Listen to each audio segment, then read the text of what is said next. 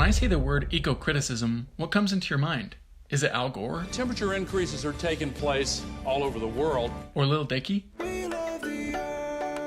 Or maybe it's the politics. 1 in 4 Americans is skeptical of all the effects of climate change. Entire ecosystems are collapsing. All of this with the global warming and that, a lot of it's a hoax. It's a hoax. If you thought of any of these things, you'd be partially right, but also partially wrong. While climate change, politics, and tree hugging are all parts of it, ecocriticism is actually a lot simpler than you might think.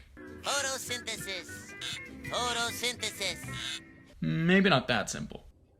In this video essay, we're going to be diving into ecocriticism theory as we use it as a lens to look at the movie Mother. So fair warning, there will be spoilers later on in the video. But for now, we've got to start at the beginning. What exactly is ecocriticism? According to Cheryll Glotfelty, the first college professor of literature and environment in the US, and the author of the ecocriticism reader Landmarks in Literary Ecology, ecocriticism is defined as the study of the relationship between literature and the physical environment.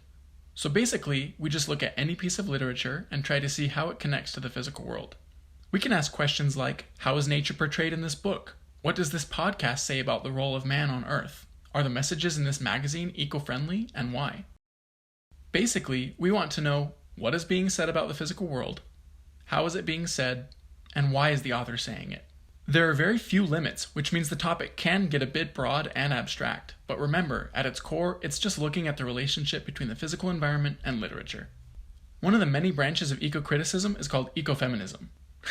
Branch. See what I did there? Ecofeminism, or ecological feminism, studies the connections between women and nature. One notable author in the realm of ecofeminism is Kate Soper, a philosopher who's written over a dozen books on ecocriticism and feminism. Plus, she's British, so she probably knows what she's talking about. Ecocriticism has been viewed as an engagement with literary texts that themselves constitute nature writing. In her essay, Naturalized Woman and Feminized Nature, she brings up how nature is often coded as being feminine, and how this can lead to gender inequality as well as ecological inequality. While Soper argues that there are several reasons for this, we're going to focus on two main concepts, reproduction and violation. To summarize, Soper argues that the reproductive qualities of both nature and women create corporeal connotations of their essence, and both women and the earth have been violated or mistreated by man for selfish reasons. But we'll get into that more later. Now, back to the movie Mother. Mother came out in 2017. It stars Jennifer Lawrence and Javier Bardem, and was written and directed by Darren Aronofsky. Aronofsky seems to have a pastime of making trippy psychological thrillers that mess with your head and make you feel extremely anxious, and Mother is no different. He's actually one of my favorite filmmakers. However, I'd only recommend Mother to people who have a strong stomach and an open mind, as this movie has some extremely disturbing content. The premise of the movie is simple. A woman and her husband live peacefully in their large country home. The woman is basically a homemaker, and spends her days renovating the house. The man, on the other hand, is a poet, and spends his time trying to write his magnum opus. These characters aren't given actual names, so we're going to call the husband the poet, and the wife Mother, since that's actually how her name appears in the credits. One night, a stranger enters their sanctuary, mistaking their home for a bed and breakfast. The husband lets him stay the night, much to the surprise of his wife.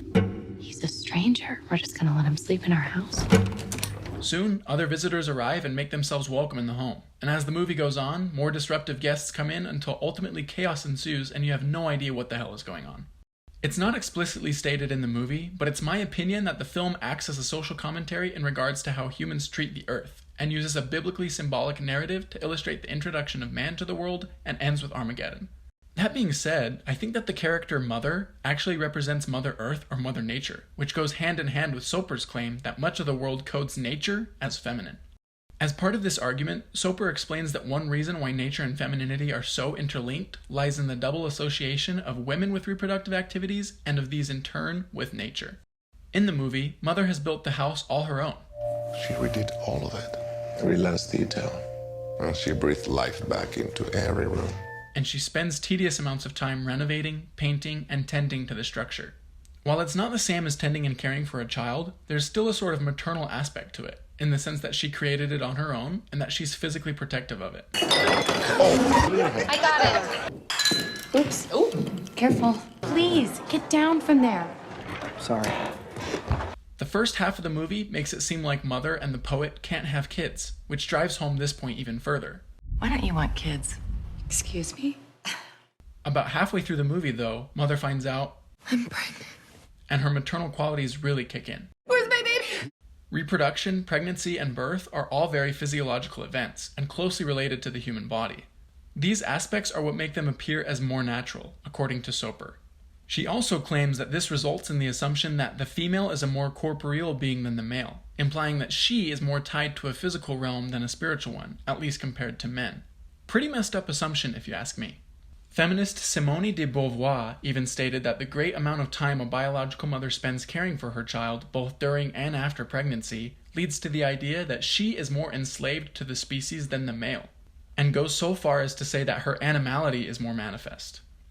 Because most animals also care for their young in the physical world, it's easy to compare the role of human mother as more pertaining to nature. In a similar sense, the earth produces trees, plants, and life without the obvious presence of a physical father. As we mentioned before, she is Mother Earth. This view is flawed, however, and can lead to belief systems that not only limit women, but also the importance of caring for the planet. Just as women have been tragically underrepresented in history and culture and have been minimized by a patriarchal system, the earth has similarly been undervalued. At one point, Earth was rich, lush, and untouched. However, as man and technology evolved, the world began to be transformed, and Earth's landscape is continually under attack by man. Soper even argues that the violation of physical territory is often presented as a source of erotic delight. The poem by William Wordsworth, Nutting, describes an almost virgin world and the violent ravishment of it. Then up I rose, and dragged to earth both branch and bough with crash, and merciless ravage, and the shady nook of hazels, and the green and mossy bower, deformed and sullied, patiently gave up their quiet being. And unless I now confound my present feelings with the past, even then, when from the bower I turned away, exulting, rich beyond the wealth of kings, I felt a sense of pain when I beheld the silent trees and the intruding sky. This same idea appears often in pop culture. Listen to John Smith, the male protagonist of Disney's Pocahontas, sing about the New World. In a land I can claim, a land I can tame. And in the very environmentally minded movie Ferngully, the pollution monster has a musical number about destroying the ecosystem called Toxic love. In the movie Mother, we see the same thing. Mother's home is raided by the visitors, similar to the way we rob the world for natural resources. The humans bring their own fights into her house and ignore her requests. What's also scary is even the people that try to help don't always do it with Mother's best interest in mind. Why are you painting my house? It's been so kind to everyone. It's the least we could do. Stop! And even when Mother is impregnated, her consent is questionable at best.